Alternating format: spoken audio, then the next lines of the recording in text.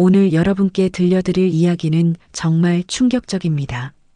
75세 할머니가 98세 어머니를 10년째 혼자 간병하고 계시는데요. 50년 동안 숨겨진 어머니의 비밀이 밝혀지면서 벌어진 일이에요. 이 이야기를 듣고 나시면 정말 말문이 막히실 거예요. 안녕하세요. 영상 시작 전에 잠깐 구독과 좋아요 버튼 한번 눌러주시고 오늘의 이야기를 함께 하세요. 그럼 오늘 하루도 행복하게 보내세요. 순자 할머니는 새벽 5시면 어김없이 일어나십니다. 98세 어머니의 기저귀를 갈고 죽을 끓여드리는 것부터 하루가 시작되거든요. 벌써 10년째 이런 생활을 혼자 감당하고 계세요. 어머니, 일어나세요. 아침 드실 시간이에요. 순자 할머니가 부드럽게 어머니를 깨우면 어머니는 흐릿한 눈으로 딸을 바라보며 말씀하세요. 순자야, 우리 순자구나. 고생이 많다, 우리 딸. 이런 모습을 볼 때마다 순자 할머니는 가슴이 찡해지면서도 자부심을 느끼셨어요. 형제들이 모두 등을 돌린 상황에서 자신만이 어머니 곁을 지키고 있다는 생각 때문이었죠. 순자 할머니의 큰아들은 10년 전부터 미국에서 살고 있어요. 처음에는 한 달에 한 번씩 안부 전화라도 왔는데 요즘은 명절에나 연락이 올까 말까 해요. 작은 아들은 더 심해요. 같은 도시에 살면서도 사업이 바쁘다는 핑계로 1년에 한두 번 얼굴 비치는 게 전부거든요. 형님들은 모두 바쁘시니까 내가 어머니를 모시는 게 당연하지. 순자 할머니는 이렇게 자신을 달래면서도 속으로는 서운함이 쌓여가고 있었어요. 특히 명절 때마다 형제들이 짧게 들렀다 가면서 하는 말들이 가슴을 아프게 했거든요. 누나, 정말 고마워. 우리가 바빠서 어머니를 제대로 못 챙기는데 누나가 있어서 안심이야. 듣기 좋은 말 같지만 실상은 모든 짐을 순자 할머니 혼자 떠맡으라는 뜻이었어요. 병원 갈 때도, 약 타러 갈 때도, 밤새 어머니가 아파하실 때도 모든 걸 혼자 감당해야 했거든요. 어머니의 치매는 점점 심해지고 있었어요. 가끔은 순자 할머니를 알아보지 못하시기도 했죠. 그런 날이면 순자 할머니는 정말 절망적이었어요. 어머니, 저예요. 순자예요. 순자? 순자가 누구야? 난 순자 따위 모르는데. 이런 말을 들을 때마다 순자 할머니의 마음은 무너져 내렸어요. 하지만 금세 정신을 차리고 다시 어머니를 돌봤죠. 혼자서 98세 어머니를 돌보는 일은 정말 힘들었어요. 매일 아침 기저귀를 갈고 온몸을 닦아드리고 약을 타임에 맞춰 먹여드리고 죽을 끓여 한 숟갈씩 떠먹여 드려야 했어요. 밤에는 어머니가 화장실에 가고 싶다고 깨우시거나 갑자기 집에 가야 한다며 울기 시작하시면 달래느라 잠을 제대로 잘 수가 없었거든요. 아이고, 내가 언제까지 이렇게 살아야 하나. 가끔 이런 생각이 들 때마다 순자 할머니는 스스로에게 화가 났어요. 어머니를 평생 모시겠다고 다짐했는데 이런 생각을 하다니.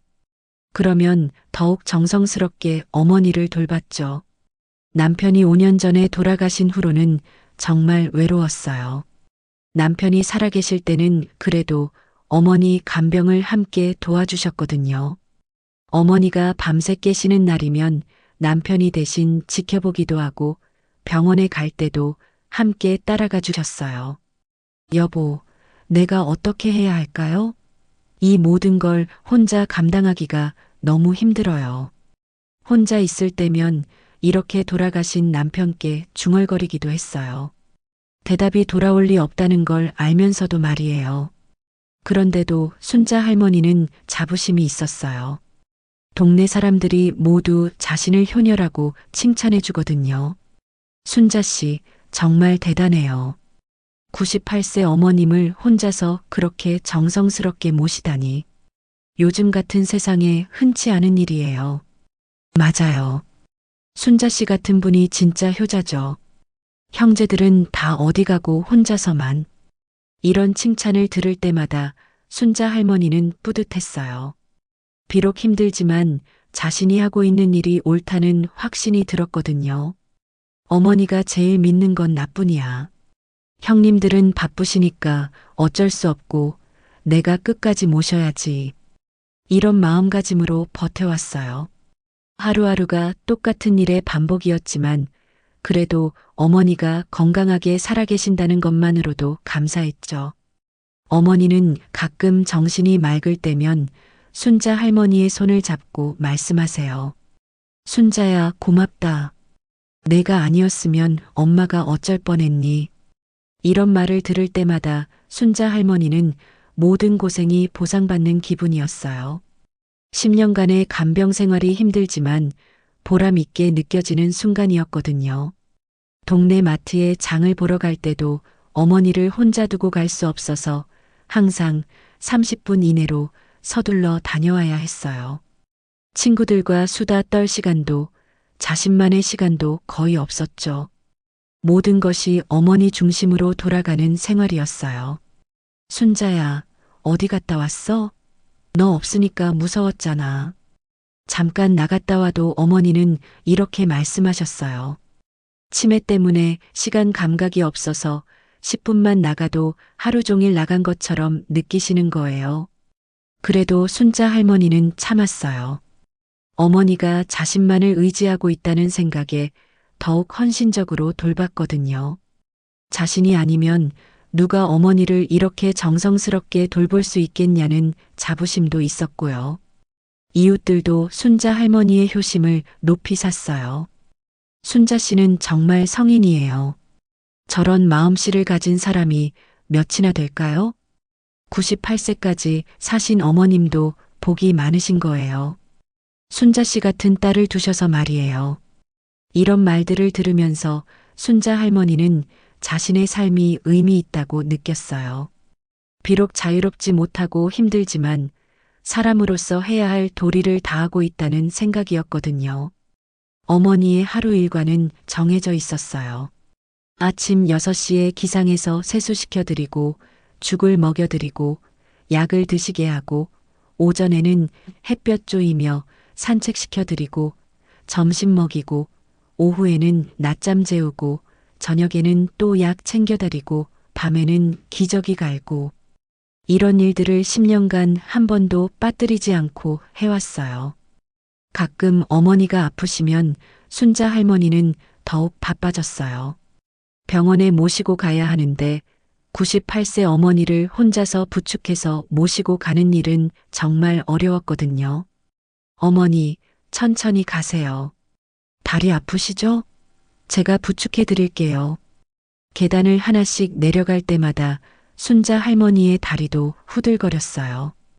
75세의 나이에 98세 어머니를 부축하는 일은 체력적으로 한계였거든요. 그런데도 포기할 수 없었어요. 형제들에게 도움을 요청해봐도 시원한 답변이 없었거든요. 누나, 미안해. 이번 주는 정말 바빠서 안 될 것 같아. 다음에 꼭 도와줄게. 이런 식으로 번번이 핑계만 대니까 순자 할머니도 더 이상 부탁하지 않게 됐어요. 차라리 혼자 하는 게 마음 편했거든요. 이렇게 10년을 보내면서 순자 할머니는 자신이 세상에서 가장 착한 딸이라고 생각했어요. 누구에게나 자랑할 수 있는 효성스러운 삶을 살고 있다고 믿었거든요. 내가 어머니를 이렇게 정성스럽게 모시는 건 어머니께서 나를 사랑으로 키워주셨기 때문이야. 순자 할머니는 이런 마음으로 매일을 버텨나갔어요. 어머니에 대한 사랑과 존경심으로 가득했죠. 그런데 어머니의 치매 증상 중에 이상한 부분이 있었어요. 다른 건 다 잊으시면서도 유독 과거 이야기만큼은 생생하게 기억하시는 거예요. 그것도 너무 구체적이고 일관되게 말이에요. 순자 할머니가 처음 어머니의 이상한 말을 들은 건 한 달 전이었어요. 평소처럼 어머니께 저녁약을 드리고 있는데 갑자기 어머니가 순자 할머니의 손을 꽉 잡으시더니 눈물을 글썽이며 말씀하신 거예요. 순자야, 미안하다. 엄마가 너한테만 못했지. 순자 할머니는 깜짝 놀랐어요. 어머니가 갑자기 왜 이런 말씀을 하시는지 이해할 수 없었거든요. 어머니, 무슨 말씀이세요? 어머니는 저한테 잘해주셨어요. 그런데 어머니는 고개를 저으시며 계속 중얼거리셨어요. 아니야, 아니야. 엄마가 너한테만 못했어. 큰아들한테는 다 해줬는데. 처음에는 치매 때문에 하시는 헛소리라고 생각했어요. 치매 환자들이 가끔 이런 식으로 과거와 현재를 헷갈리면서 엉뚱한 말을 하는 경우가 많거든요. 순자 할머니도 그런 증상을 하나려니 했죠. 어머니, 괜찮으세요? 치매 때문에 그런 말씀하시는 거예요. 푹 주무세요. 하지만 며칠 뒤에도 똑같은 말이 반복됐어요. 어머니를 씻겨드리다가 또 들었거든요. 순자야, 정말 미안해. 내 오빠한테만 좋은 걸 다 해주고 너한테는 못 해줬지. 이번에는 더 구체적이었어요. 그냥 막연한 사과가 아니라 오빠와 자신을 비교하는 내용이었거든요. 순자 할머니의 마음속에 작은 의문이 생기기 시작했어요. 어머니, 그런 말씀 마세요. 저도 충분히 사랑받고 자랐어요. 그런데 어머니는 더욱 애절한 표정으로 말씀하셨어요. 아니야, 순자야. 엄마가 너무 잘못했어. 그때는 몰랐는데 지금 생각해보니 너무 미안해. 순자 할머니는 점점 불안해졌어요. 어머니의 말이 너무 일관되고 구체적이었거든요. 단순한 치매 증상이라기에는 뭔가 달랐어요. 일주일 후 어머니께 아침죽을 먹여드리다가 또 비슷한 말을 들었어요. 큰아들한테는 대학도 보내주고 결혼할 때도 집도 사줬는데 순자한테는 고등학교도 못 보내주고. 이 말을 듣는 순간 순자 할머니의 가슴이 철렁 내려앉았어요. 이건 정말 구체적인 사실이었거든요. 실제로 순자 할머니는 중학교를 졸업하자마자 공장에 들어가야 했고 큰오빠는 대학까지 나왔으니까요. 어머니, 그건 그때 형편이 어려워서 그런 거 아니에요? 순자 할머니는 떨리는 목소리로 물어봤어요. 하지만 어머니의 대답은 충격적이었어요. 형편이 어려워서가 아니야. 엄마가 아들만 생각했지. 딸은 시집가면 남의 집 사람이라고 생각했거든. 이 말을 듣는 순간 순자 할머니는 온몸에 소름이 돋았어요. 어머니의 목소리가 너무 또렷하고 확신에 차 있었거든요. 이건 치매 환자의 헛소리가 아니라 진짜 고백 같았어요. 그날 밤 순자 할머니는 잠을 이룰 수 없었어요. 어머니의 말이 계속 머릿속을 맴돌았거든요. 정말 어머니가 자신을 차별 대우했던 걸까요? 아니면 정말 치매 때문에 하는 말일까요? 다음 날 아침 어머니는 또 다른 이야기를 하셨어요. 순자야, 내 오빠 결혼할 때 얼마나 많은 돈을 줬는지 아니? 너 결혼할 때는 혼수도 제대로 못 해줬는데. 순자 할머니는 깜짝 놀랐어요. 이것도 사실이었거든요. 큰오빠가 결혼할 때는 집도 사주고 차도 사주고 했는데 자신이 결혼할 때는 간단한 혼수만 해주셨거든요. 그때는 오빠가 장남이라서 그런 거 아니었나요? 장남이라서? 그게 핑계가 되니? 똑같은 내 자식인데. 어머니의 목소리에는 깊은 후회가 담겨 있었어요. 순자 할머니는 혼란스러웠어요. 지금까지 당연하다고 생각했던 일들이 사실은 불공평한 차별이었다는 걸까요? 며칠 뒤 어머니는 더욱 구체적인 이야기를 하셨어요. 내 오빠가 사업 시작할 때도 내가 얼마나 많은 돈을 줬는지 아니? 몇 천만 원을 줬거든. 너한테는 용돈 100만 원 주기도 아까워했는데. 순자 할머니는 충격을 받았어요. 큰오빠가 사업을 시작할 때 어머니가 도와주셨다는 이야기는 들은 적이 있지만 그렇게 많은 돈이었다니요. 정말요, 어머니? 오빠한테 그렇게 많은 돈을 주셨어요? 그럼 당연히 줬지. 아들이니까 당연하다고 생각했거든. 그런데 지금 생각해보니 너무 잘못했어. 어머니는 눈물을 흘리며 말씀하셨어요. 순자 할머니도 모르게 눈물이 나왔어요. 평생 어머니의 사랑을 똑같이 받았다고 생각했는데 사실은 그렇지 않았던 걸까요? 그 후로도 어머니의 고백은 계속됐어요. 하루는 이런 말씀을 하셨어요. 내가 아플 때도 병원비 아깝다고 했는데 내 오빠들 아플 때는 좋은 병원만 찾아다녔지. 또 다른 날에는 이런 말씀도 하셨어요. 내가 좋은 옷 하나 사달라고 할 때마다 돈 없다고 했는데 내 오빠들한테는 비싼 옷도 사줬거든. 매일매일 이런 고백을 들으면서 순자 할머니의 마음은 점점 무너져 내렸어요. 지금까지 자신이 알고 있던 어머니, 자신이 사랑하고 존경했던 어머니가 사실은 자신을 차별 대우했다는 현실을 받아들이기 힘들었거든요. 어머니는 특히 밤에 더 많은 이야기를 하셨어요. 순자야, 내가 공장에서 일할 때 얼마나 힘들었는지 엄마도 알았어. 그런데도 계속 일하라고만 했지. 다른 집 딸들은 대학 가는데 너만 일찍 시집 보내려고 했어. 정말 미안해. 이런 말들을 들으면서 순자 할머니는 과거의 기억들이 하나씩 되살아났어요. 정말로 자신만 다르게 대우받았던 순간들이 많았거든요. 중학교 졸업할 때 친구들은 모두 고등학교에 진학했는데 자신만 공장에 들어가야 했던 일.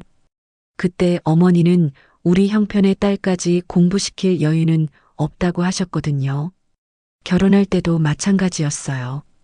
큰오빠는 신부집에서 요구하는 모든 조건을 다 맞춰주셨는데 자신의 결혼에는 시집가는 딸한테 뭘 그렇게 많이 해주냐고 하셨던 기억이 났어요. 아이들이 아플 때도 그랬어요. 큰오빠네 아이들이 아프면 어머니가 직접 좋은 병원을 알아봐 주셨는데 자신의 아이들이 아플 때는 감기쯤이야 며칠 있으면 낫는다고 하셨거든요. 이런 기억들이 하나둘 떠오르면서 순자 할머니는 깨달았어요. 어머니의 말이 헛소리가 아니라는 걸 말이에요. 정말로 평생 차별받으며 살았던 거예요.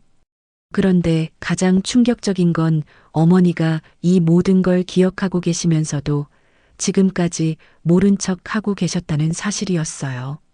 어머니, 그럼 지금까지 왜 말씀 안 하셨어요? 순자 할머니가 울먹이며 물어보니까 어머니는 이렇게 대답하셨어요. 미안해서 어떻게 말하겠니? 그리고 너만 내 곁에 있으니까 더 미안하고. 이 말을 듣는 순간 순자 할머니는 정말 복잡한 감정에 휩싸였어요. 분노와 서운함, 그리고 동시에 어머니에 대한 연민까지 느껴졌거든요. 10년 동안 어머니를 혼자 모시면서 자부심을 느꼈던 자신이 바보같이 느껴졌어요. 어머니는 자신에게 미안함을 느끼면서도 그 사실을 숨기고 계셨던 거거든요. 그날 밤 순자 할머니는 잠들기 전에 어머니께 조심스럽게 물어봤어요. 어머니, 정말 오빠들한테만 잘해주셨던 거예요? 어머니는 한참 동안 침묵하시더니 고개를 끄덕이셨어요. 그래, 정말 미안해. 엄마가 너무 못된 엄마였어. 이 고백을 듣는 순간 순자 할머니의 머릿속에는 온갖 생각들이 스쳐 지나갔어요. 지금까지의 삶이 과연 옳았던 걸까? 형제들은 이런 사실을 알고 있었던 걸까? 자신만 바보처럼 모르고 살았던 건 아닐까? 어머니의 이상한 중얼거림은 단순한 치매 증상이 아니었어요. 50년 동안 숨겨왔던 진실의 첫 번째 조각이었던 거예요. 어머니의 고백을 들은 지 일주일이 지났어요. 순자 할머니는 밤잠을 설치며 계속 생각했어요. 정말 어머니가 말씀하신 게 사실일까요? 아니면 치매 때문에 만들어낸 이야기일까요? 그런데 어머니의 말들이 너무 구체적이고 일치해서 의심이 점점 커졌어요. 특히 큰오빠에게 사업 자금으로 몇 천만 원을 줬다는 이야기가 계속 머릿속을 맴돌았거든요. 정말 그런 일이 있었을까? 내가 모르는 사이에? 순자 할머니는 확인해 보고 싶었어요. 하지만 어떻게 확인해야 할지 막막했거든요. 큰오빠에게 직접 물어보기는 어색했고 어머니께 다시 물어보기에는 치매 때문에 일관된 답변을 기대하기 힘들었어요. 그러던 어느 날 기회가 왔어요. 어머니 방을 청소하다가 오래된 옷장 뒤에서 먼지가 잔뜩 쌓인 나무 상자를 발견한 거예요. 이게 뭐지? 이런 상자가 여기 있었나? 순자 할머니는 호기심에 그 상자를 꺼내봤어요. 상당히 무거웠고 겉면에는 오래된 흔적들이 가득했거든요. 언제부터 여기 있었는지 모를 정도로 오래된 상자였어요. 상자를 열어보니 안에는 온갖 것들이 들어 있었어요. 오래된 편지들, 통장들, 그리고 각종 서류들이 가득했거든요. 편지들은 누렇게 발해서 언제 쓰인 것인지도 확실하지 않을 정도였어요. 첫 번째로 눈에 띈 건 편지들이었어요. 편지 봉투에는 큰오빠의 이름이 적혀 있었거든요. 순자 할머니는 손이 떨렸어요. 큰오빠 앞으로 온 편지들이 왜 여기 있지? 첫 번째 편지를 조심스럽게 열어봤어요. 1975년에 쓰인 편지였는데 대학교에서 보낸 등록금 납부 안내서였거든요. 그것도 서울의 유명한 대학교였어요. 아, 큰오빠가 이런 좋은 대학을 다녔구나. 순자 할머니는 새삼 놀랐어요. 큰오빠가 대학을 나왔다는 건 알고 있었지만 이렇게 좋은 대학이었다는 건 몰랐거든요. 그 시절에 그런 대학을 보내려면 등록금이 엄청났을 텐데요. 두 번째 편지는 더 충격적이었어요. 1978년에 쓰인 편지인데 큰오빠가 어머니께 보낸 감사 편지였거든요. 어머니, 결혼준비금 주셔서 정말 감사합니다. 덕분에 좋은 집도 마련하고 차도 살 수 있었어요. 이 내용을 보는 순간 순자 할머니의 가슴이 쿵 하고 내려앉았어요. 정말로 큰오빠 결혼할 때 어머니가 많은 돈을 주셨던 거예요. 세 번째 편지는 1985년에 쓰인 것이었어요. 큰오빠가 사업을 시작한다는 내용이었거든요. 어머니, 사업 자금 지원해 주신다니 정말 고맙습니다. 이 돈으로 꼭 성공해서 어머니께 효도하겠습니다. 순자 할머니는 편지를 보면서 손이 덜덜 떨렸어요. 어머니가 하신 말씀들이 모두 사실이었던 거예요. 정말로 큰오빠에게만 그렇게 많은 지원을 해주셨던 거거든요. 다음에는 통장들을 살펴봤어요. 첫 번째 통장을 펼쳐보니 큰오빠 명의로 되어 있었어요. 그런데 입금 내역을 보고 순자 할머니는 말문이 막혔어요. 1975년 대학 입학 준비금으로 500만 원. 그 시절 500만 원이면 엄청난 돈이었거든요. 순자 할머니가 공장에서 받던 월급이 10만 원도 안 될 때였으니까요. 1978년 결혼 준비금으로 1,000만 원. 1985년 사업 자금으로 3천만 원. 그리고 그 후로도 계속해서 매년 수백만 원씩 입금된 기록들이 쭉 이어져 있었어요. 이게 정말이야? 이렇게 많은 돈을? 순자 할머니는 믿을 수 없었어요. 자신이 고등학교도 못 가고 공장에 다녔던 그 시절에 큰오빠는 이렇게 많은 지원을 받고 있었던 거예요. 두 번째 통장도 큰오빠 명의였어요. 이건 적금 통장이었는데 매달 100만 원씩 어머니가 넣어주신 기록이 있었거든요. 20년 넘게 계속해서요. 매달 100만 원씩? 20년 동안? 순자 할머니는 계산해 봤어요. 100만 원씩 20년이면 2억 4천만 원이에요. 이자까지 합치면 3억은 넘을 거예요. 순자 할머니는 어지러웠어요. 자신은 어머니께 용돈 100만 원만 달라고 해도 돈 없다고 하셨는데 큰오빠에게는 매달 이런 돈을 주고 계셨던 거예요. 세 번째 통장에서는 더욱 충격적인 사실을 발견했어요. 큰오빠 아들, 즉 어머니의 손자 명의로 된 통장이었거든요. 어머니가 손자 태어날 때부터 매달 50만 원씩 넣어주신 기록이 있었어요. 손자 교육비까지. 순자 할머니의 자녀들은 어머니로부터 그런 지원을 받은 적이 한 번도 없었어요. 오히려 손자들 교육비가 부족하다고 하면 요즘 젊은 사람들은 너무 사치스럽다고 하셨거든요. 편지들을 더 살펴보니 작은 오빠에 관한 내용도 있었어요. 작은 오빠도 대학 등록금, 결혼 준비금, 사업 자금을 지원받은 기록들이 있었거든요. 큰 오빠보다는 적었지만 그래도 상당한 금액이었어요. 순자 할머니는 바닥에 주저앉았어요. 다리에 힘이 빠져서 서 있을 수가 없었거든요. 내가 평생 바보였구나. 자신만 모르고 있었던 거예요. 어머니가 아들들에게는 그렇게 많은 지원을 해주시면서 딸인 자신에게는 돈 없다, 형편이 어렵다고만 하셨던 거거든요. 기억이 되살아났어요. 자신이 고등학교에 가고 싶다고 했을 때 어머니가 하신 말씀이요. 순자야, 우리 형편에 너까지 공부시킬 돈은 없어. 큰오빠가 대학 가야 하는데 어떻게 하니? 그때는 정말 형편이 어려워서 그런 줄 알았어요. 그래서 아무 불만 없이 공장에 들어갔고 어머니께 생활비도 드렸거든요. 결혼할 때도 마찬가지였어요. 순자야, 혼수는 간소하게 하자. 딸은 시집 가면 남의 집 사람이니까 너무 많이 해줄 필요 없어. 그때도 어머니의 말씀이 맞다고 생각했어요. 시어머니가 혼수가 부족하다고 핀잔을 주셔도 우리 어머니 형편이 어려우시다고 감싸드렸거든요. 그런데 지금 보니 형편이 어려운 게 아니었어요. 단지 딸에게는 돈을 안 쓰려고 하셨던 거예요. 순자 할머니는 울음이 터져 나왔어요. 50년 동안 속고 살았다는 사실이 너무 억울했거든요. 서류들 중에는 부동산 관련 문서들도 있었어요. 큰오빠 명의로 된 아파트 매매 계약서, 작은오빠 명의로 된 상가 매매 계약서, 모두 어머니가 돈을 주셔서 산 것들이었어요. 이것까지? 순자 할머니는 자신의 인생이 우스워졌어요. 어머니를 효성스럽게 모시고 있다고 자부했던 자신이 바보 같았거든요. 마지막으로 발견한 건 어머니의 일기장이었어요.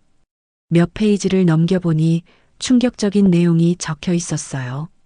순자가 또 돈을 달라고 했다. 딸한테 돈 줄 필요 없다고 했더니 서운한 표정을 짓는다. 큰아들은 사업이 잘 안 된다니 또 돈을 줘야겠다. 순자가 아이들 교육비 때문에 고민이라고 한다. 하지만 딸이 키우는 아이들까지 내가 책임질 필요는 없다. 큰아들 손자 학원비나 더 보내주자. 일기를 보면서 순자 할머니는 정말 화가 났어요. 어머니가 의도적으로 자신을 차별하고 계셨던 거예요. 그런데 가장 최근 일기에는 다른 내용이 적혀 있었어요. 순자만 내 곁에 있다. 아들들은 모두 바쁘다며 오지도 않는다. 그제서야 깨달았다. 내가 평생 잘못 생각하고 살았구나. 어머니도 뒤늦게 후회하고 계셨던 거예요. 하지만 이미 모든 게 늦었어요. 순자 할머니는 상자를 다시 정리하면서 생각했어요. 이제 어떻게 해야 할까요? 이 사실을 형제들에게 말해야 할까요?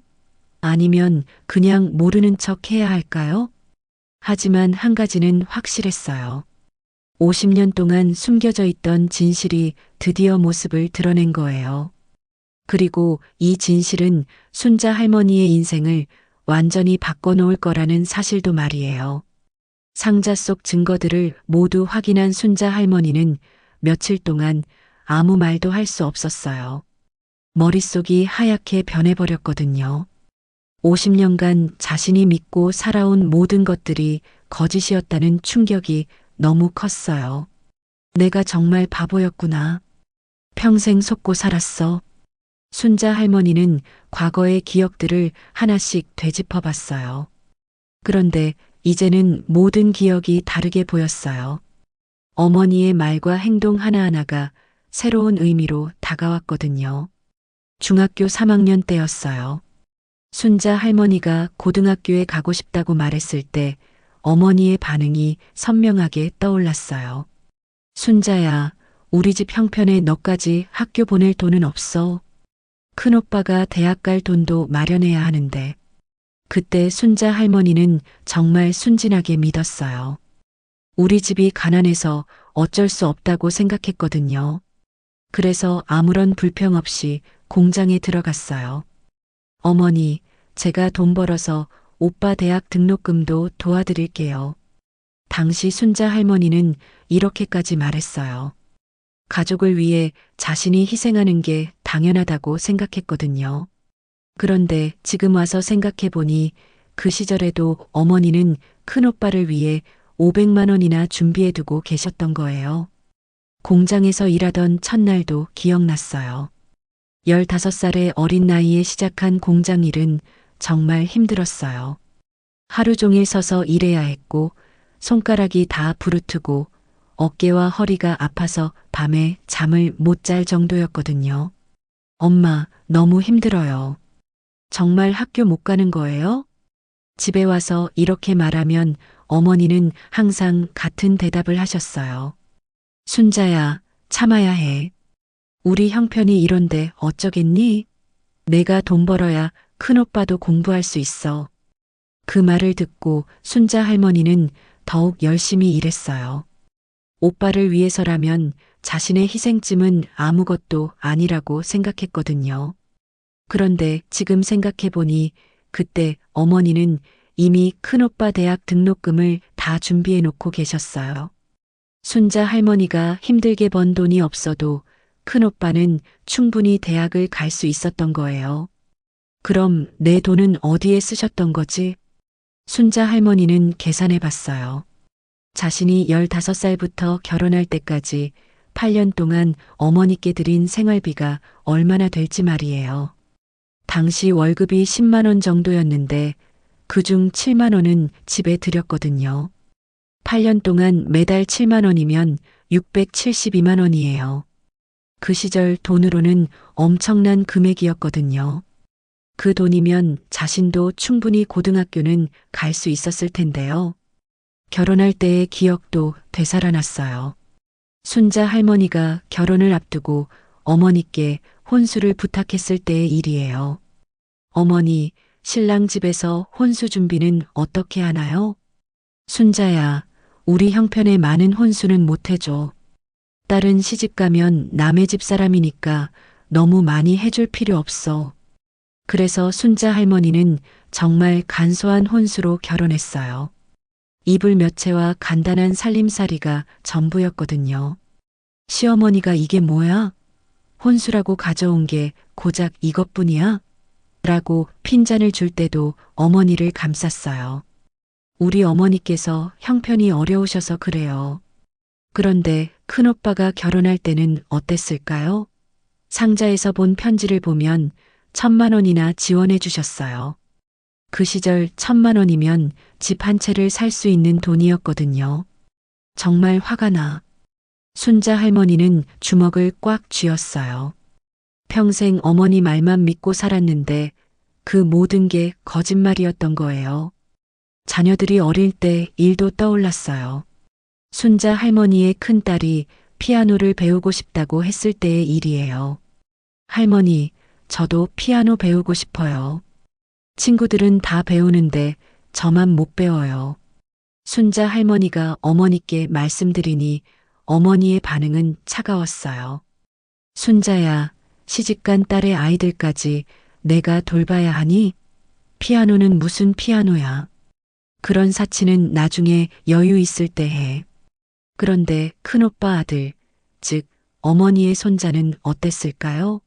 상자에서 본 통장을 보면 손자 명의로 매달 50만 원씩 교육비를 지원해주고 계셨어요. 피아노는 물론이고 영어, 수학 과외까지 다 시켜주셨던 거예요. 똑같은 손자인데 왜 이런 차이가? 순자 할머니는 억울함이 치밀어 올랐어요. 자신의 아이들도 어머니에게는 손자인데 왜 이렇게 다르게 대우하셨던 걸까요? 순자 할머니의 둘째 아들이 대학에 가고 싶어 했을 때도 마찬가지였어요. 할머니, 저 대학 가고 싶어요. 등록금 좀 도와주실 수 없을까요? 어머니는 단칼에 거절하셨어요. 대학이 뭐 그리 중요해? 요즘 젊은 사람들은 너무 사치스러워. 고등학교만 나와도 충분해. 그래서 순자 할머니는 몰래 돈을 빌려서 아들 등록금을 마련했어요. 어머니께는 말씀드리지도 못하고 말이에요. 그런데 큰오빠 아들은 어땠을까요? 서울의 유명한 대학교는 물론이고 대학원까지 모든 비용을 어머니가 지원해 주셨던 거예요. 정말 억울해. 이럴 수가 있나? 순자 할머니는 분노가 폭발할 것 같았어요. 50년 동안 참고 참고 또 참았는데 그 모든 참음이 헛된 것이었다는 사실이 너무 화가 났거든요. 어머니가 아프셨을 때도 그랬어요.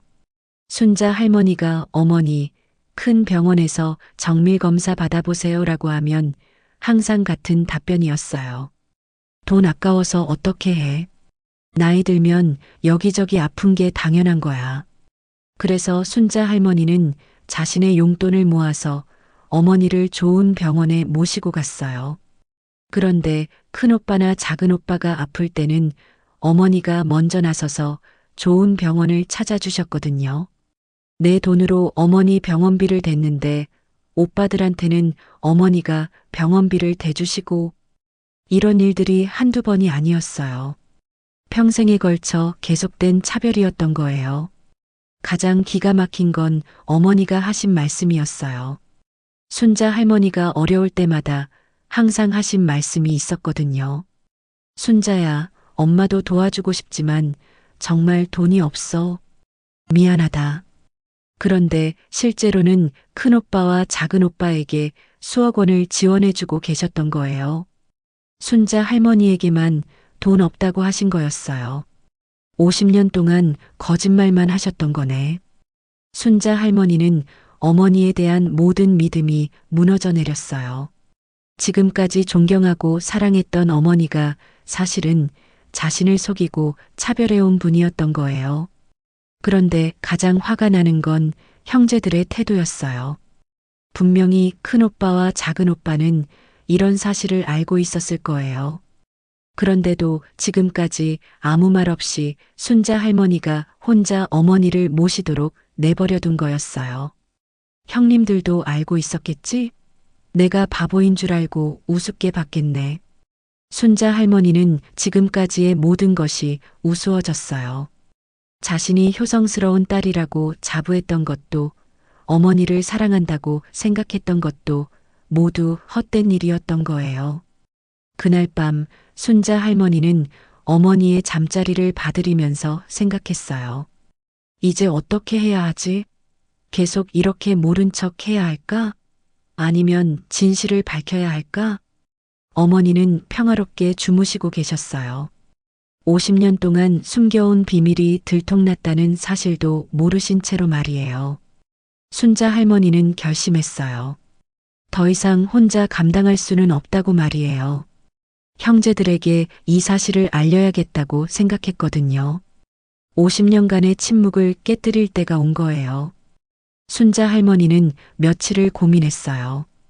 형제들에게 이 사실을 말해야 할지 말아야 할지 정말 갈등이 컸거든요. 하지만 더 이상 혼자 감당할 수는 없었어요. 50년간 쌓인 억울함과 분노가 폭발하기 직전이었거든요.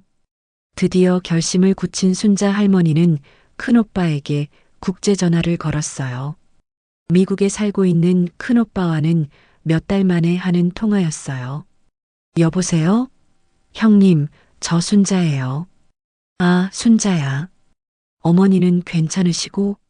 갑자기 무슨 일이야? 큰오빠의 목소리는 평상시와 다름없었어요. 마치 아무 일도 없었던 것처럼 말이에요.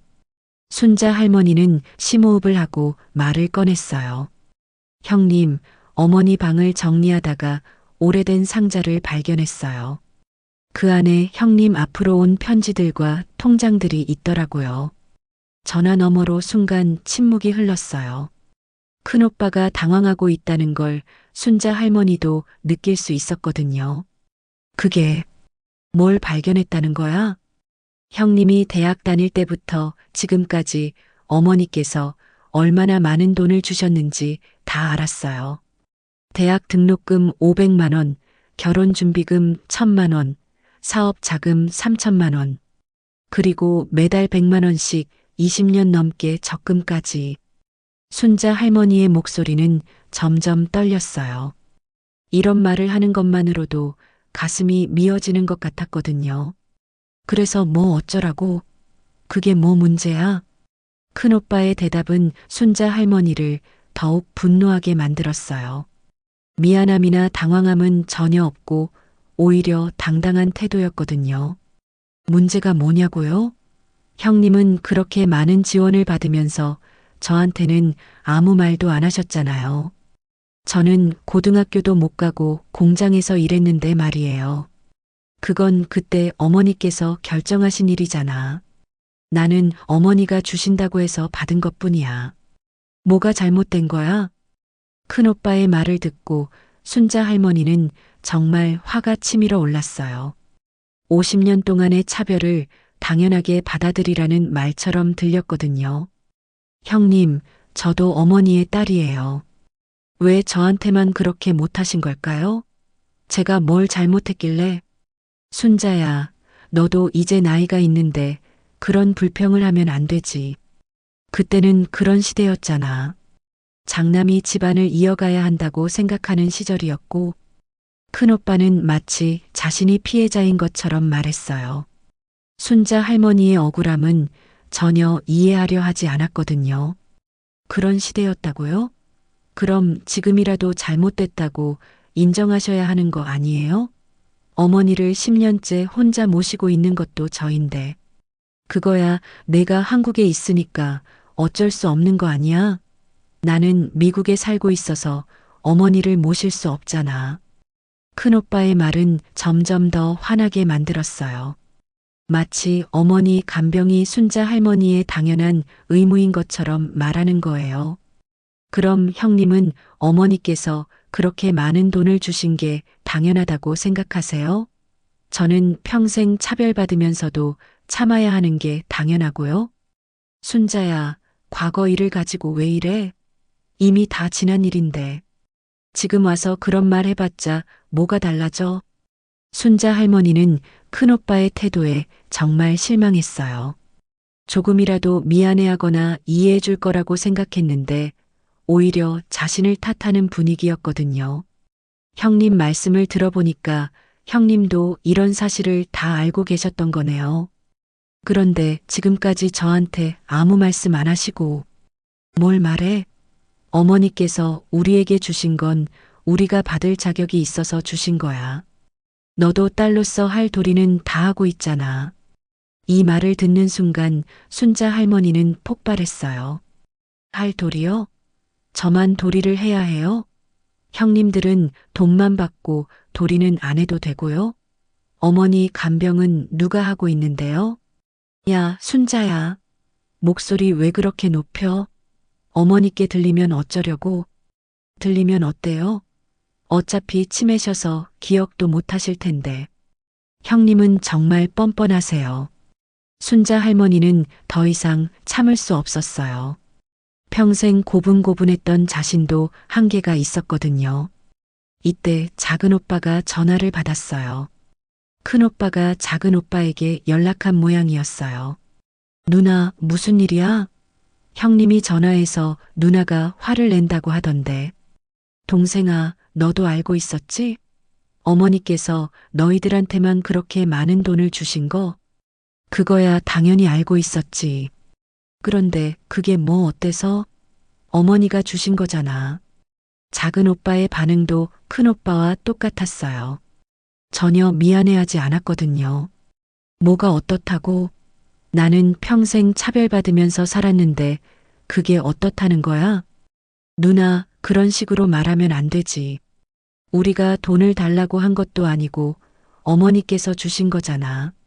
그리고 누나는 워낙 효녀로 소문났으니까 계속 어머니 모시면 되잖아. 이 말을 듣는 순간 순자 할머니는 정말 기가 막혔어요. 효녀라고? 내가 효녀니까 평생 이용당해도 된다는 거야? 이용당한다니, 그게 무슨 말이야? 누나가 어머니를 모시는 건 당연한 거잖아. 우리는 바쁘고, 바쁘다고? 10년 동안 어머니 얼굴 몇 번이나 봤는데, 바쁘다고? 순자 할머니의 목소리는 점점 커졌어요. 형제들의 태도에 정말 분노가 치밀었거든요. 누나, 목소리 좀 낮춰. 그리고 과거 일 가지고 왜 이래? 이미 다 지난 일인데 지금 와서 뭐가 중요해? 지난 일이라고? 지금도 계속되고 있는 일인데? 어머니 간병비, 병원비, 약간 모든 걸 내가 혼자 감당하고 있잖아.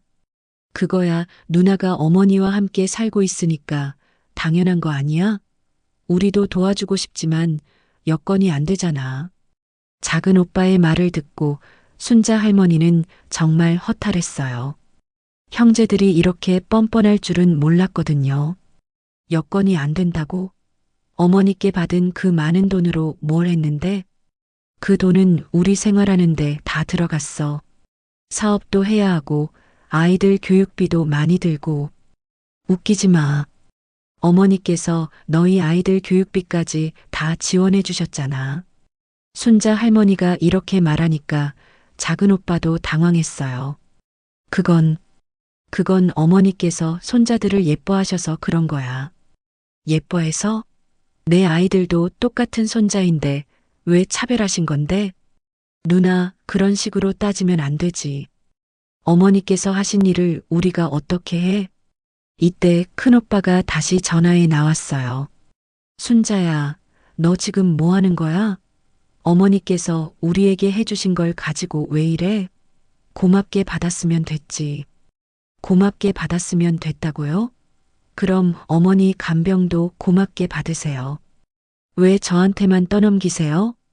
그거야 내가 딸이고 한국에 살고 있으니까 당연한 거 아니야? 순자 할머니는 정말 말문이 막혔어요. 자신들은 당연히 받을 자격이 있고 자신은 당연히 희생해야 한다는 논리였거든요. 형님들 정말 뻔뻔하시네요. 50년 동안 차별받은 건 당연하고 어머니 간병도 당연하고 그럼 저는 뭘 위해 사는 거예요? 순자야, 과장하지 마. 너도 어머니 사랑받고 자랐잖아. 사랑이요? 이게 사랑이에요? 평생 속이고 차별한 게? 전화 통화는 점점 더 격렬해졌어요. 50년간 쌓였던 모든 감정이 터져 나왔거든요. 너희들과는 더 이상 할 말이 없어요. 어머니는 제가 끝까지 모실 거예요. 하지만 너희들하고는 이제 연락하지 마세요. 순자 할머니는 전화를 끊어버렸어요. 형제들과의 관계는 이제 돌이킬 수 없을 만큼 깨져버렸어요. 그런데 이상한 건 마음이 후련했다는 거예요. 50년 동안 참았던 말을 드디어 해버렸거든요. 비록 형제들의 반응은 실망스러웠지만 더 이상 혼자 억울해할 필요는 없었어요. 진실은 이미 밝혀졌고 이제 순자 할머니는 새로운 선택을 해야 했어요. 형제들과의 통화를 끊고 난 후 순자 할머니는 며칠 동안 잠을 제대로 잘 수 없었어요. 분노와 허탈감, 그리고 앞으로 어떻게 해야 할지에 대한 막막함이 동시에 밀려왔거든요. 이제 정말 어떻게 해야 하지? 순자 할머니는 98세 어머니를 바라보며 깊은 고민에 빠졌어요. 형제들과는 연락을 끊겠다고 했지만 어머니를 혼자 계속 모실 수 있을까요? 자신도 이제 75세인데 말이에요. 그러던 중 동네 이웃이 조언을 해주었어요. 순자 씨, 너무 혼자 끌어안고 가지 말고 전문가의 도움을 받아보는 게 어때요? 구청에 노인복지센터가 있잖아요. 순자 할머니는 처음에는 망설였어요. 가족 내부 일을 남에게 털어놓기가 쉽지 않았거든요. 하지만 더 이상 혼자 감당하기 어려운 상황이었어요. 며칠 후 순자 할머니는 용기를 내어 구청 노인복지센터를 찾아갔어요. 상담실에는 40대 중반으로 보이는 친절한 여성 상담사가 앉아 있었어요. 어르신, 어떤 일로 오셨나요? 순자 할머니는 처음에는 말을 꺼내기 어려웠어요. 그런데 상담사의 따뜻한 눈빛을 보니 마음이 열렸거든요. 사실은 98세 어머니를 10년째 혼자 모시고 있는데요. 최근에 형제들과 큰 갈등이 생겼어요. 상담사는 고개를 끄덕이며 경청했어요. 어떤 갈등인지 말씀해 주세요. 비밀은 보장되니까 편하게 이야기하세요. 순자 할머니는 상자에서 발견한 증거들부터 시작해서 형제들과의 통화 내용까지 모든 걸 털어놨어요. 이야기를 하면서 다시 한번 화가 나기도 하고 서럽기도 했어요. 상담사는 순자 할머니의 이야기를 끝까지 들은 후 천천히 입을 열었어요. 정말 힘드셨겠어요. 50년 동안 그런 차별을 받으시면서도 참고 계셨다니. 그런데 이제 어떻게 해야 할지 모르겠어요. 어머니는 계속 모셔야 하는데 형제들과는 관계가 완전히 틀어졌고 상담사는 신중한 표정으로 말했어요. 먼저 법적인 관점에서 말씀드리면 부모 부양 의무는 모든 자녀에게 동등하게 있습니다. 재산 분할 문제도 상속법에 따라 처리할 수 있고요. 순자 할머니의 눈이 번뜩였어요. 그럼 저도 어머니 재산에 대한 권리가 있다는 거예요? 물론입니다. 하지만 현실적으로 생각해 볼 점들이 있어요. 어머니께서 98세이시고 치매까지 앓고 계신 상황에서 법적 다툼을 벌이는 게 과연 옳은 일일까요? 상담사의 말에 순자 할머니는 고개를 떨어뜨렸어요. 그것도 맞는 말이었거든요. 그리고 또 하나는 지금까지 어머니를 모셔온 것에 대한 보상을 형제들에게 요구할 수는 있지만 그 과정에서 가족관계는 더욱 악화될 수 있습니다. 그럼 제가 계속 참고 살라는 건가요? 순자 할머니는 답답했어요. 법적으로는 권리가 있지만 현실적으로는 행사하기 어렵다는 게 억울했거든요. 그런 뜻이 아니에요. 다른 방법들도 있거든요. 예를 들면 요양원 입소를 고려해 보시는 것도 하나의 방법이에요. 요양원이요? 순자 할머니는 깜짝 놀랐어요. 지금까지 한 번도 생각해 본 적이 없는 방법이었거든요. 네, 어머니의 상태를 고려할 때 전문적인 돌봄이 필요한 시점이 올 수도 있어요. 그리고 무엇보다 어르신도 자신의 삶을 생각하셔야 해요. 상담사는 계속 설명했어요. 요양원 비용은 어머니의 재산으로 충당할 수 있고 형제들에게도 분담을 요구할 수 있어요. 법적으로 부양 의무가 있으니까요. 순자 할머니는 복잡한 심정이었어요. 요양원이라는 선택지는 생각해 본 적이 없었는데 상담사 말을 들어보니 현실적인 대안 같기도 했어요. 하지만 어머니가 저만 믿고 계시는데 요양원에 보내면 너무 서운해 하실 것 같아요. 그 마음은 충분히 이해해요. 하지만 어르신도 생각해 보세요. 75세에 98세를 돌보는 일이 체력적으로 얼마나 힘든지 말이에요. 상담사의 말이 맞았어요. 순자 할머니도 요즘 부쩍 기력이 떨어지는 걸 느끼고 있었거든요. 그리고 무엇보다 어머니를 제대로 돌볼 수 있는 환경을 만들어 드리는 것도 효도의 한 방법이에요. 상담실을 나온 후 순자 할머니는 근처 법무사 사무실도 찾아갔어요. 상담사가 추천해 준 곳이었어요. 법무사는 60대 남성이었는데 상황을 듣고 나서 현실적인 조언을 해주었어요. 어르신, 법적으로는 상속 재산에 대한 권리를 주장하실 수 있어요. 하지만 문제는 어머니께서 생존해 계시고 치매까지 앓고 계시다는 점이에요. 그럼 방법이 없는 건가요? 방법이 없는 건 아니에요. 부양비 분담을 형제들에게 요구할 수 있고 어머니의 재산 관리권을 법원에 신청할 수도 있어요. 법무사는 서류들을 보여주면서 설명했어요. 하지만 이런 절차들은 시간도 오래 걸리고 가족 간의 갈등만 더 심화시킬 수 있어요. 순자 할머니는 깊은 고민에 빠졌어요. 법적으로는 가능하지만 현실적으로는 어려운 상황이었거든요. 한 가지 더 고려하실 점은 98세 어머니를 두고 법정 싸움을 하는 게 과연 옳은 일인가 하는 거예요.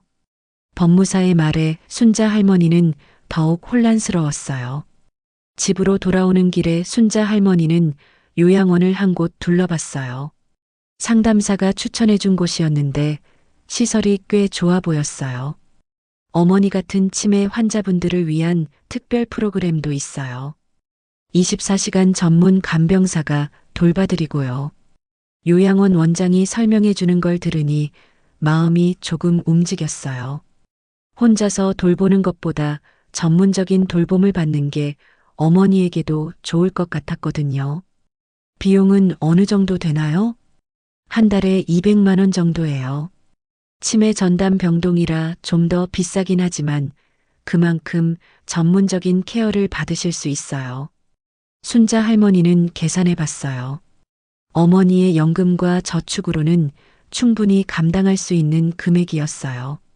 집에 돌아와서 순자 할머니는 어머니를 바라봤어요. 평화롭게 주무시는 어머니를 보니 마음이 복잡했어요. 어머니, 요양원에 가시면 더 좋은 돌봄을 받으실 수 있어요. 저도 가끔 찾아뵐 수 있고요. 혼자 중얼거리면서도 결정을 내리기가 쉽지 않았어요. 50년 동안 차별받았지만 그래도 어머니는 어머니였거든요. 그런데 그날 밤 어머니가 갑자기 깨어나서 순자 할머니를 부르셨어요. 순자야, 엄마가 너무 미안해. 평생 못된 엄마였어. 어머니의 맑은 눈빛을 보니 순자 할머니는 또다시 마음이 약해졌어요. 어머니, 괜찮아요. 이제 다 지난 일이에요. 아니야, 지난 일이 아니야. 엄마가 너무 잘못했어. 너만 내 곁에 있는데. 어머니의 눈물을 보니 순자 할머니도 울컥했어요. 분명 화가 나고 억울하지만 그래도 어머니를 혼자 둘 수는 없었거든요.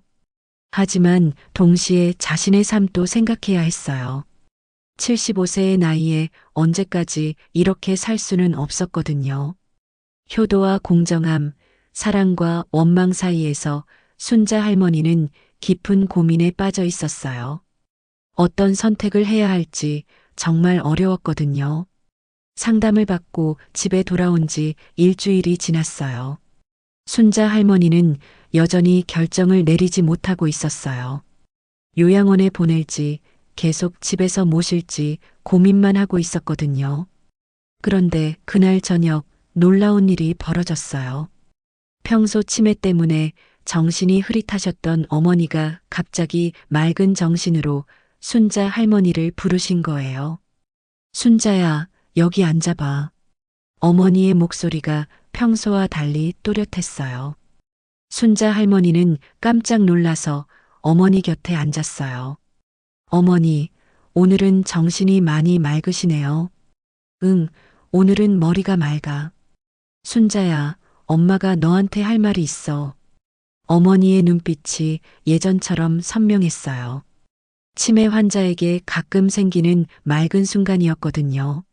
네, 어머니. 뭐든 말씀하세요. 순자 할머니는 가슴이 두근거렸어요. 어머니가 무슨 말씀을 하실지 예상이 됐거든요. 어머니는 순자 할머니의 손을 꽉 잡으시더니 눈물을 흘리기 시작하셨어요. 순자야, 사실 엄마가 너한테 제일 미안해. 평생 미안했어. 어머니. 아니야, 끝까지 들어봐. 엄마가 정신 맑을 때 꼭 해야 할 말이야. 어머니의 목소리에는 깊은 후회가 담겨 있었어요. 내 오빠들한테만 잘해주고 너는 딸이라고 차별했지. 정말 못된 엄마였어. 순자 할머니는 눈물이 났어요. 어머니가 직접 인정하시는 말씀을 듣는 게 이렇게 아플 줄 몰랐거든요. 그때는 정말 몰랐어. 아들이 집안대를 잇는 게 중요하다고 생각했거든. 딸은 시집 가면 남의 집 사람이라고 생각했고 어머니는 계속 눈물을 흘리며 말씀하셨어요. 내가 고등학교 가고 싶어 했을 때 사실 돈이 없어서가 아니었어.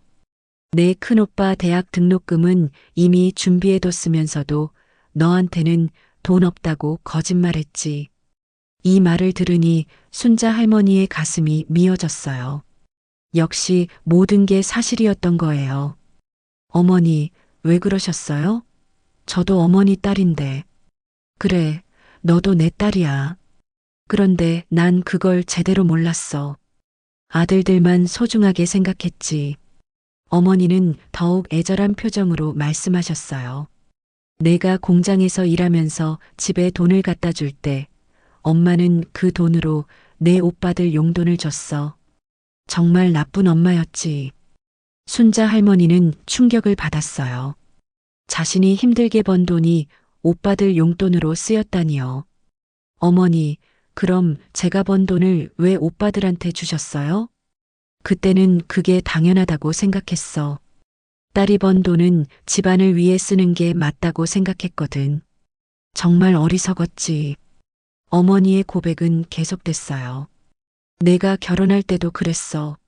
내 큰오빠 결혼할 때는 집도 사주고 차도 사줬으면서 너한테는 간단한 혼수만 해줬지. 어머니께서 형편이 어려우시다고 하셔서 그런 줄 알았어요. 형편이 어려운 게 아니었어. 딸한테 돈 쓰기가 아까웠던 거야. 정말 못된 생각이었어. 순자 할머니는 울음을 참을 수 없었어요. 50년 전의 상처가 다시 아물어졌거든요. 어머니는 더욱 놀라운 고백을 하셨어요. 그리고 내가 모르는 일들도 많아. 내가 어려울 때마다 도움을 요청했는데 엄마는 돈 없다고 거짓말했지. 그런 일도 있었나요? 너희 큰딸이 피아노 배우고 싶어 했을 때 기억나니? 엄마가 그런 사치는 안 된다고 했잖아. 그런데 내 큰오빠 아들은 피아노는 물론이고 온갖 학원을 다 보내줬어. 순자 할머니는 그 일이 기억났어요. 딸이 얼마나 피아노를 배우고 싶어 했는지 말이에요. 엄마가 정말 이기적이었어. 손자, 손녀도 차별했으니까. 어머니의 목소리가 점점 작아졌어요. 그리고 제일 미안한 건 내가 10년 동안 혼자 엄마를 모시고 있다는 거야. 어머니, 그건 제가 당연히 해야 할 일이에요. 아니야, 당연한 게 아니야. 내 오빠들도 똑같이 해야 하는 일인데 너한테만 맡기고 있잖아. 어머니는 순자 할머니의 손을 더 꽉 잡으셨어요. 사실 엄마는 알고 있어. 내 큰오빠가 미국에서 잘 살고 있다는 것도, 작은 오빠가 사업이 잘 된다는 것도. 네, 엄마가 치매라고 해서 아무것도 모르는 게 아니야. 가끔 정신 맑을 때는 다 기억해. 순자 할머니는 놀랐어요. 어머니가 생각보다 많은 걸 알고 계셨던 거예요.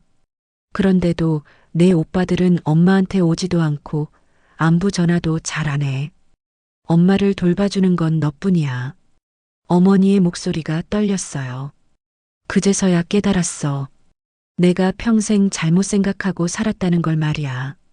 어머니, 아들들한테 그렇게 많은 걸 해줬는데 정작 엄마가 필요할 때는 곁에 없더라.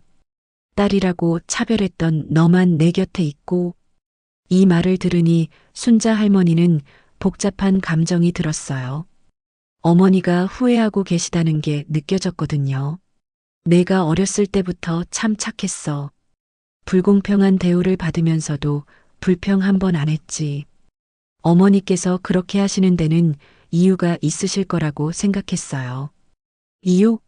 무슨 이유가 있었겠어. 그냥 엄마가 어리석었던 거야. 어머니는 한참 동안 울었어요.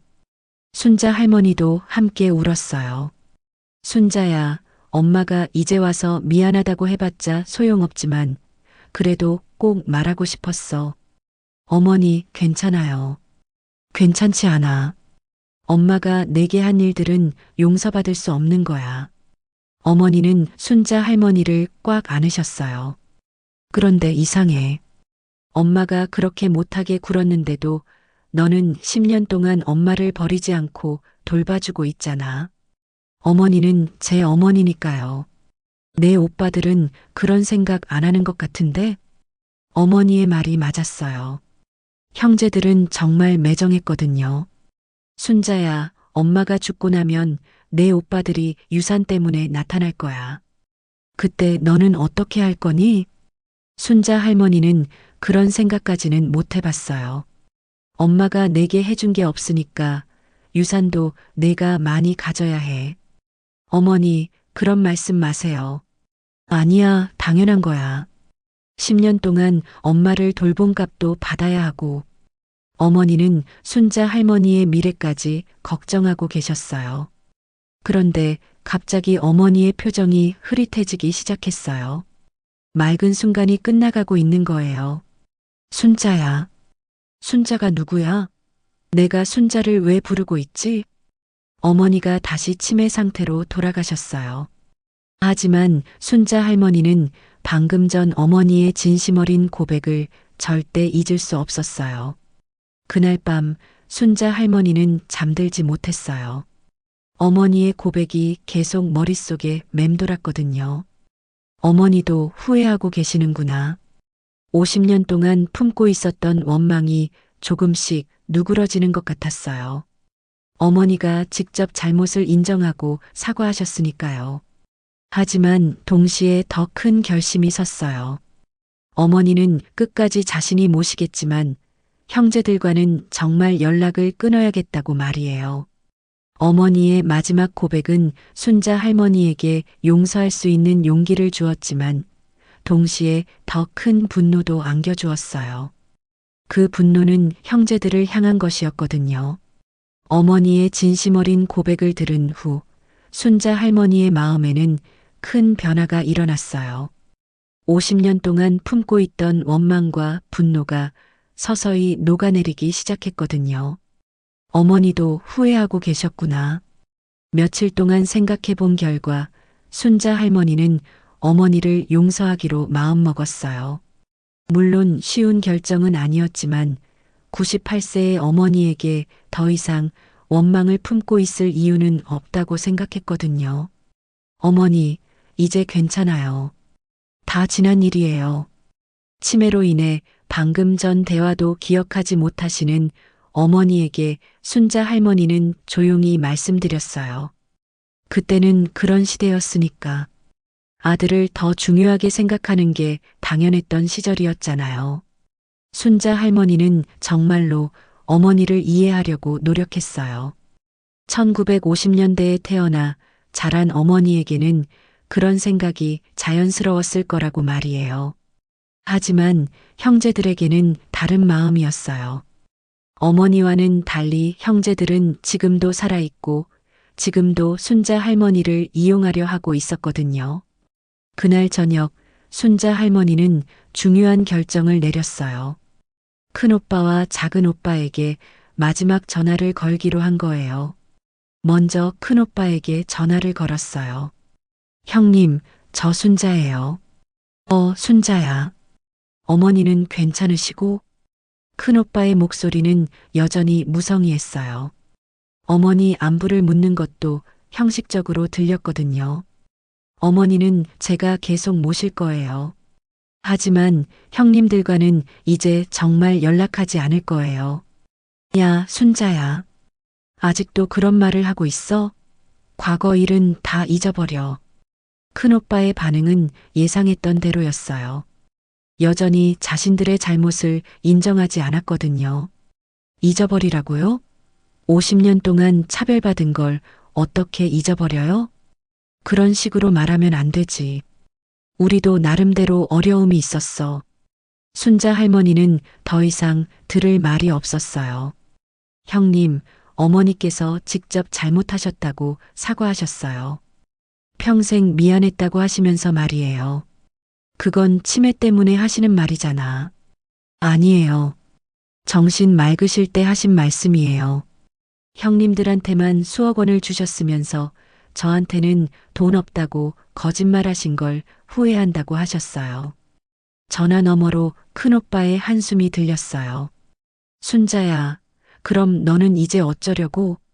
저는 어머니를 끝까지 모실 거예요. 하지만 형님들하고는 인연을 끊을 거예요. 인연을 끊는다고? 그게 무슨 말이야? 순자 할머니는 단호하게 말했어요. 어머니가 돌아가신 후에 상속 문제로 연락 오실 텐데 그때도 받지 않을 거예요. 저는 상속 포기할 거니까 형님들끼리 알아서 하세요. 상속 포기라니 갑자기 왜 그래? 진짜 효도는 돈 때문에 하는 게 아니라는 걸 깨달았거든요. 어머니를 사랑하는 마음으로 하는 거예요. 큰오빠는 한동안 말이 없었어요. 순자 할머니의 결연한 목소리에서 진심을 느꼈나 봐요. 그리고 형님, 한 가지 더 말씀드릴게요. 어머니께서 형님들이 얼마나 매정한지 다 알고 계셔요. 그게 무슨 말이야? 미국에서 잘 살고 있으면서도 어머니께 안부 전화 한 통 안 하는 것도, 어머니 간병은 나한테만 맡겨두고 나 몰라라 하는 것도 다 알고 계셔요. 순자 할머니의 말에 큰오빠는 변명을 시작했어요. 그건 내가 바빠서. 바쁘다는 핑계는 그만하세요. 10년 동안 바빴다고요? 순자 할머니는 더 이상 듣고 싶지 않았어요. 형님, 이제 정말 안녕히 지내세요. 다시는 연락하지 마세요. 전화를 끊고 나서 작은 오빠에게도 똑같이 통보했어요. 동생아, 나는 이제 너희들과 연락 안 할 거야. 어머니는 내가 끝까지 모실 테니까 걱정 마. 작은 오빠도 당황했지만 순자 할머니의 결심은 변하지 않았어요. 누나, 너무 심하게 나가는 거 아니야? 심하게? 50년 동안 나만 심한 대우 받았는데? 그래도 우리가 형제잖아. 형제라는 말 하지 마. 진짜 형제였다면 10년 동안 나 혼자 어머니 모시도록 내버려 두지 않았을 거야. 순자 할머니는 작은 오빠와의 통화도 끊어버렸어요. 이제 정말로 형제들과의 연을 끊는다는 마음이었거든요. 하지만 마음 한편으로는 시원했어요. 50년 동안 참아왔던 말을 다 해버렸으니까요. 그 후로 순자 할머니는 어머니만을 위해 살았어요. 형제들에 대한 기대나 원망을 완전히 버리니까 마음이 훨씬 편해졌거든요. 어머니를 더욱 정성스럽게 돌봤어요. 이제는 의무감이 아니라 진짜 사랑으로 말이에요. 어머니, 저는 어머니를 사랑해요. 가끔 어머니가 정신이 맑으실 때면 순자 할머니는 이렇게 말씀드렸어요. 고마워, 순자야. 내가 아니었으면 엄마가 어쩔 뻔했니? 어머니도 순자 할머니의 진심을 느끼시는 것 같았어요. 몇 달 후, 어머니의 건강이 급격히 나빠지셨어요.